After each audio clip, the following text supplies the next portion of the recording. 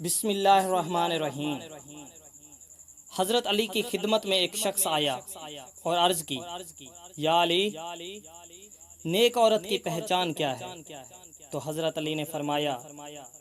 میں نے اللہ کے رسول سے سنا کہ جو عورت اپنے شوہر سے محبت کرے، اگر اس کا شوہر اس پر غصہ کرے یا ناراض ہو تو اسے پیار سے یہ کہے کہ میں تمہارا ساتھ آخری دم تک نبھاؤں گی، اور اپنے گھر کی برائی کسی غیر سے نہ کرے، اور اپنی اولاد کی ایسی پرورش کرے کہ زمانہ اس پر فخر کرے۔ یاد رکھنا، جس عورت میں یہ چار نشانیاں ہوں تو سمجھ جانا اس زمین پر اس عورت سے نیک عورت کوئی نہیں، اور روز محشر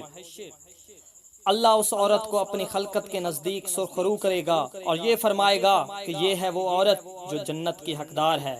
یہ ہے وہ عورت جس نے اپنی زندگی میں ہر دکھ پہ صبر کر کے مجھے راضی کر لیا۔